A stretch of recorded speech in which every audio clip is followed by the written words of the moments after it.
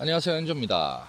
여러분들 그런 경험 있으시죠? 내가 너무 힘들고 어려워서 나의 어떤 사생활 혹은 내가 힘들어하는 이야기들을 남들한테 많이 이야기하고 그런 적 있으실 겁니다. 물론 여러 가지일 겁니다. 불특정 다수라고 해야 되나? 여러 사람들에게 가볍게 이야기하는 부분이 있을 거고, 또는 믿는 한두 사람에게 고민 상담하듯이 이야기하시는 분들도 있으실 거예요. 저도 물론 그렇게 주변에 믿는 분들한테 고민 상담하듯이 하는 부분입니다만, 나이가 들어서 보니 이런 것들이 장단점이 있는 것 같습니다. 오늘은 그거에 대해서 말씀드리려고 합니다.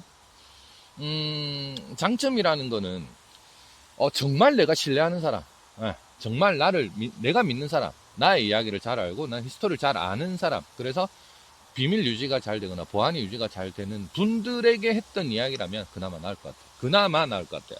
근데 문제는 이게 뭐냐면 정말 내가 힘들어서 힘든 상황일 때 이제 불안 증세가 오고, 불안 증세가 오면 말이 많아지기 시작하고, 누군가한테 이야기를 계속해서 뭔가 이 불안도를 조금 누그러뜨리려고 해요. 이건 제가 직접 경험한 내용입니다. 그게 이제 불안 증세의 가장 대표적인 건데, 그런 어떤 말이 많아지고 상대방한테 계속 이야기하면서 그게 결국 나한테 이야기하는 건데, 하여튼 그런 식으로 하면서 조금 안정감을 찾아가는 것들이 있어요. 근데 이제 이런 상황에서 불필요하게 나의 개인적인 이야기를 많이 하는 부분이 있습니다. 뭐 개인적인 이야기라고 해서 이거 상황에 따라 다른데, 자기 일에 대해서 이야기를 한다든가 인간관계에 대해서 이야기를 한다든가 여러 가지 이제 어려운 부분에 대해서 이야기를 하는 부분들이 있는데요.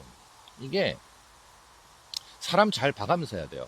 사람을 잘 봐가면서. 물론 내가 그때 힘들고 어려워서 이야기를 할 수밖에 없고, 도저히 이 이야기를 하지 않으면 안 되는 상황에 이르러서 할 수도 있겠습니다만, 결국 이런 것들이 그때의 나의 기분에 따라서 내가 그때 어떤 누구한테 내 이야기를 한 것이 과연 내가 나를 비하한 것인가, 혹은 너무 많은 걸 드러내지는 않았는가라고 하는 후회가 밀려올 때가 있어요. 예.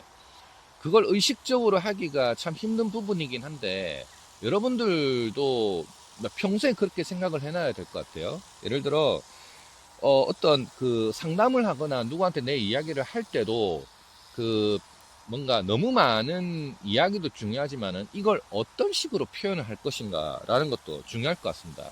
결국 이건 나의 치부를 드러내는 거고, 뭐 경우에 따라선 치부를 드러내는 걸 수도 있고, 그 다음에 이거를 내가 순수한 의도로 좀 믿는 사람에게 이야기했다고 하더라도 그게 나의 그때 격한 감정이나 어떤 표현 방법에 따라서 그게 잘못 전달될 수도 있다. 물론 아닐 수도 있고요.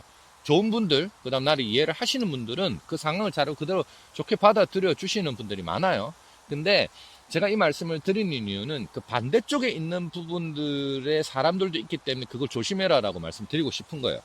그래서 이거를 정말 그 속이 좁거나 혹은 좀 뭔가 상대해야 할 사람이 아닌 사람들이 혹 이야기를 들었다거나 뭔가 내가 없는 데서 그런 이야기를 한다든가 하는 것들도 있을 수가 있어요. 그러니 평소에 내가 많은 말을 통해서 좀 스트레스를 풀고, 그 다음에 뭔가를 얘기를 하고 싶다고 하더라도 말수를 좀 줄이고 자기 이야기를 좀 줄이는 게 아무래도 좀 낫지 싶습니다.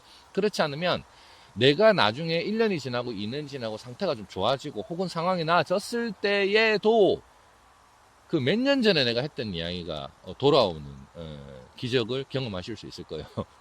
물론 아까도 말씀드렸습니다만 사람에 따라 다르긴 합니다만, 되도록이면 나의 그 감정에 따른 그 순간의 감정의 언어들과 표현들이 나오는 거를 좀 자제해야 될 필요가 있다.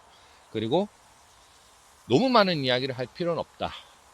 그리고 되도록이면 자신만의 스트레스 해소법, 자신만의 불안을 떨치는 방법, 자신만의 우울감을 떨치는 방법을 빨리 터득하고 그걸 알아가야 된다. 그건 내가 뭐 실적을 올리고 사업을 잘하고 혹은 월급을 뭐 잘 받고 보너스를 더 받아서 금전적 충족감을 늘려가는 것보다는 오히려 어떻게 더 보면 중요할 수도 있다 라고 말씀드릴 수 있을 것 같아요. 아무도 나의 내면에 있는 정신적인 부분에서의 충족감과 만족감과 그 다음에 어떤 기대는 타인이 주지 않습니다. 모든 열정과 도전 정신과 성취감 타인이 주지 않습니다. 제가 지금 말씀드린 모든 것들은요, 우리 스스로가 만들어내야 되고, 우리 스스로가 우리 스스로에게 줘야 되는 유일한 것들이에요. 겉으로 봤을 때는 별거 아닌 것 같아도 이게 배가 되어서 나한테 극강의 기쁨으로 다가올 수 있는 것도 내가 할 일이고요. 남들이 봤을 때 정말 대단한 성과이자 결과이자 보상임에도 불구하고 나는 내 스스로가 전혀 만족하지 못하는 부분들이 있을 거예요. 제가 가장 좋아하는 명언, 일체의심조, 모든 것은 마음먹기에 달렸다. 똑같습니다. 그러니 내 마음을 다스리는 훈련과 연습을 평소에 해야 된다.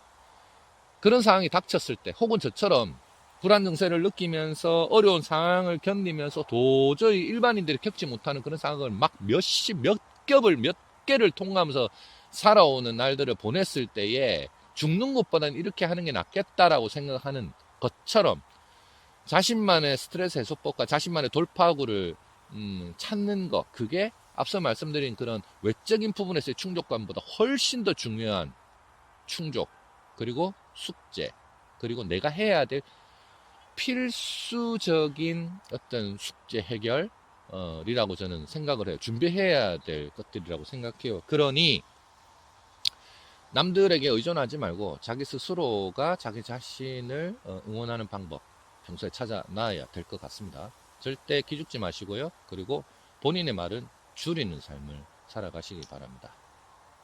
내일은 오늘보다 더 나을 겁니다. 엔조였습니다.